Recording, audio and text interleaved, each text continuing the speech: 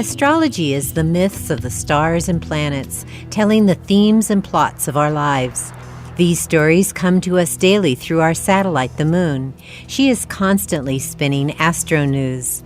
Hi, I'm Merrylin Leblanc with Moonwise. Time for the Moon Minute.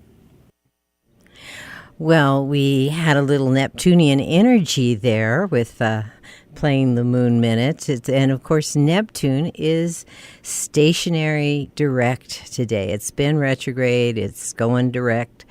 And a little confusion going on there. I just thought I'd point that out, how these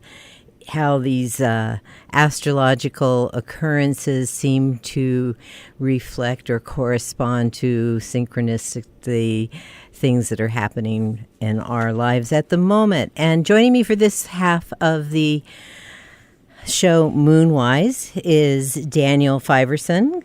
Hello, Daniel. Hello, Merrylin. It's always great to be here. Yeah, hold on a minute, though. Here's another Neptunian thing going on here. Volume. You need some volume, yes. How's that? Oh, there you go. Much better. It's with always wonderful to be here. That's good. Okay, let's move on here. One of the things you and I talked about sharing with our listeners today, it has to do with looking back on the election and some of the transits that were going on, some of the things that were going on in relationship to the United States and how we saw them play out. And so you want to start with something to that effect? Sure. Needless to say, we're all feeling it individually, and we can extrapolate that out to the collective, because what we're feeling, the country is also feeling as a whole. It really is working on both levels. As an EA guy, evolutionary astrology guy, I have to start with Pluto. You probably already know that's a warn you all the people who love or hate Pluto to be prepared. You and Pluto, oh boy, yeah, we should make up a song about that. Well, Pluto really, it's our friend. I mean, it's my shadow. It's us. It's more than our shadow. It's our soul. It's it's everything that came before. So, to understand the transits, we do have to start with understanding what's going on in the chart. And, we don't have a lot of time today, so we'll kind of cover it kind of quickly. But Pluto, in the U.S. chart, and there are many versions of it, and I don't want to get into it because they all work and they're all valid. But Pluto stands opposite all the Cancerian energy, all the Cancer planets, the stellium, Sun, Venus, and Jupiter in whatever chart you look at. And Pluto is in Capricorn in the U.S. chart. On July 4th, 1776, Pluto was in Capricorn, and that probably sounds familiar because here we are 241 years later, and Pluto was back in the sign of Capricorn again, passing opposite those Cancer planets.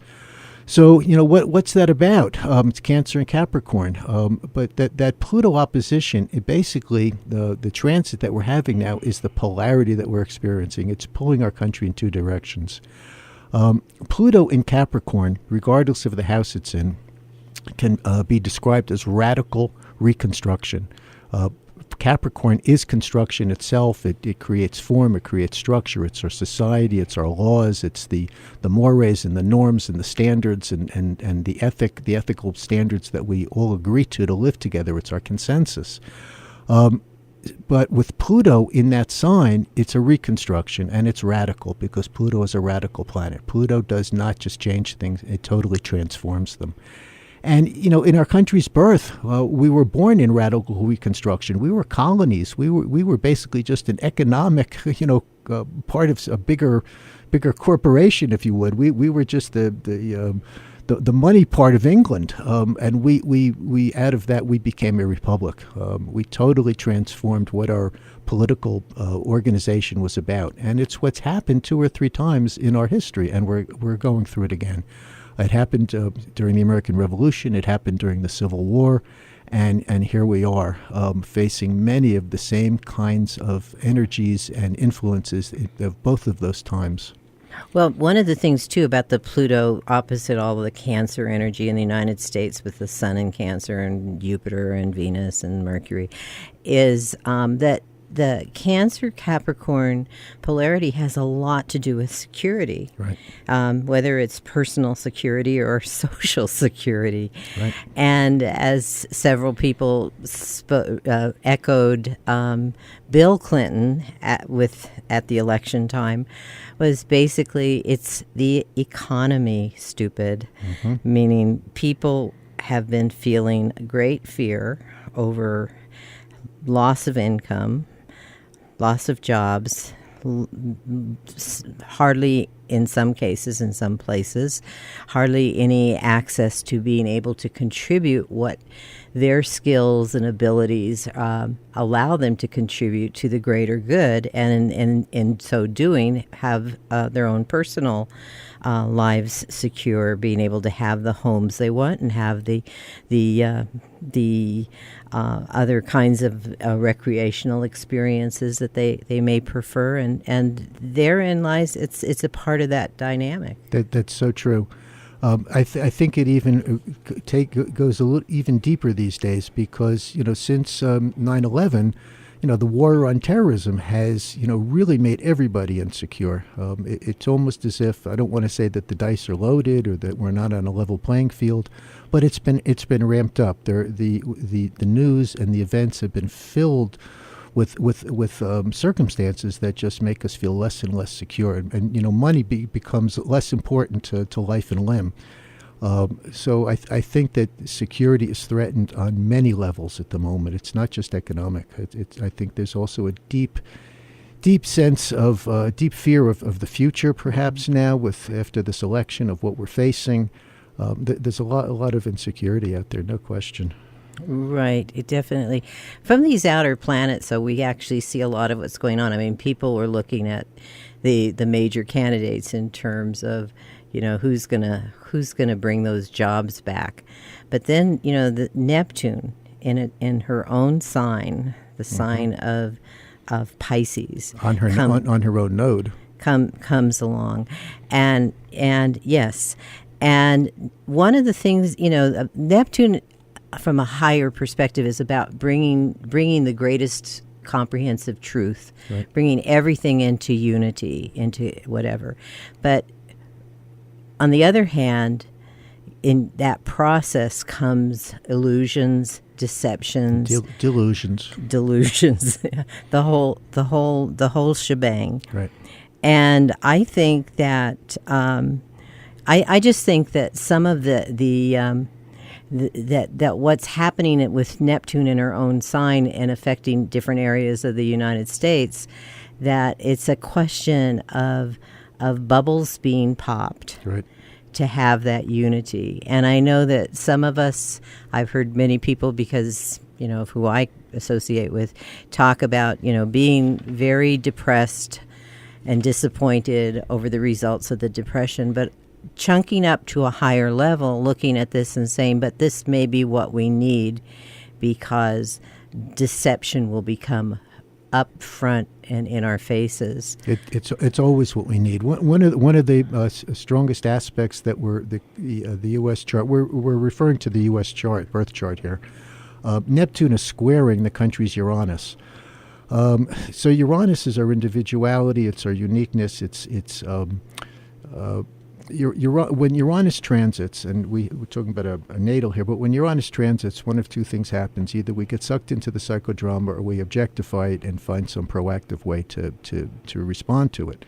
But Neptune is squaring that Uranus. It's squaring our revolutionary nature, our individuality, our need to be different, our need to be who we are, still within the collective. But Neptune is water. It's the great dissolver. And so it's dissolving. It's dissolving what needs to be dissolved. Every archetype has a light and a shadow. We were kind of talking about that a little bit before the show. And whether we see the light of that archetype or we see the shadow of that archetype, it really is determined by the consciousness that's brought to it. There's no question that our country is filled with racism and misogyny and xenophobia and all the words that have been circulating around this election. It's gone on since 1776. This isn't something new. This is just something that we've repressed. It's very Saturnian, if you would. It's we've buried it within our psyche and we've denied it, but yet we all know that it's there. And if we are going to move forward as a country, we are going to move forward as a nation, and we're going to achieve the balance and the equality and the freedom, all the things that we were, the principles that this country was founded on, that all of the shadow has to be revealed. We're in a healing crisis. It's almost as if we're running a fever, and the fever serves a purpose to heal the body. Creates the heat, which destroys the pathogens. And so, racism is a pathogen, and it's been inherent in the body politic for 241 years, and it's time that it got healed. Right. So, basically, and I'm looking at Neptune as a transit to that Uranus in the United States chart, and it's in a last quarter phase to it, even though the two planets as transits are not. They're in a waxing phase. Sure. But basically, the last quarter phase is about actually changing our minds, looking at things with new eyes. Mm-hmm.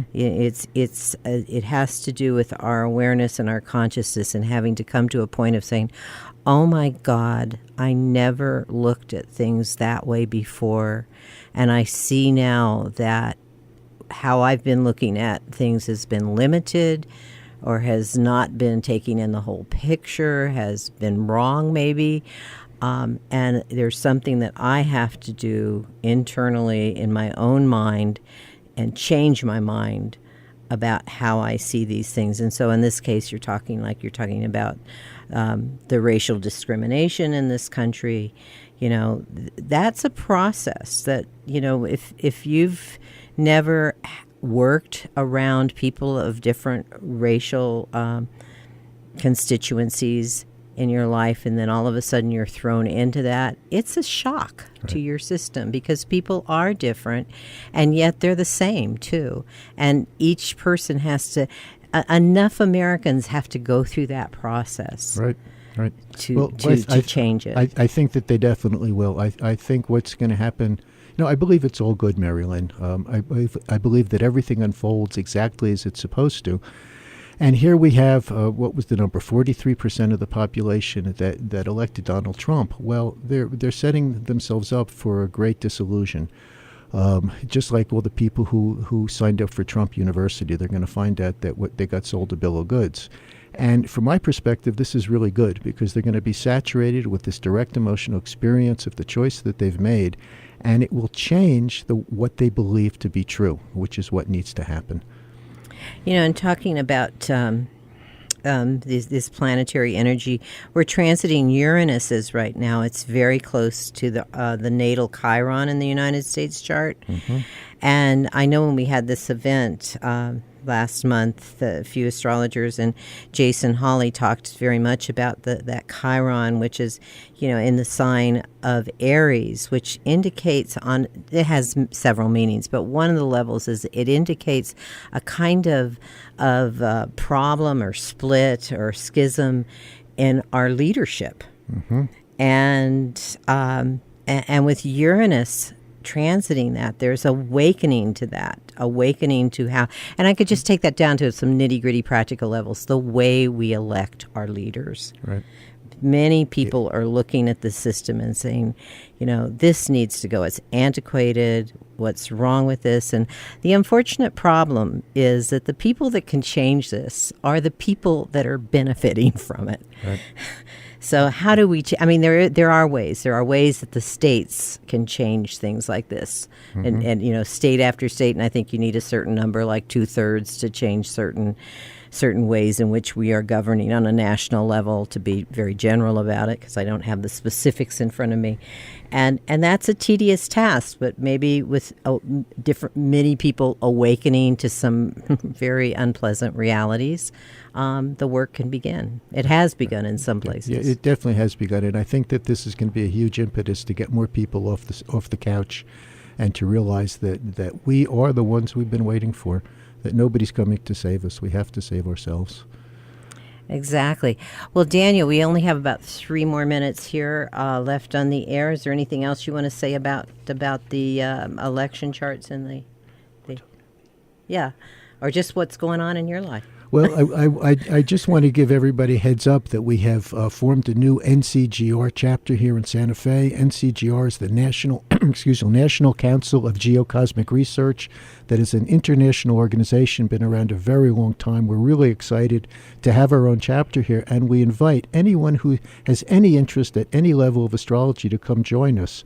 It's a great group. We have a tremendous asset set here of really great astrologers. We all share what we know and believe, and it's a great open forum. So I would encourage anyone who has any interest in it to please contact me at my email address, Daniel at 4evolutionaryastrology.com, or Michael Bartlett at michael@coremichael.com.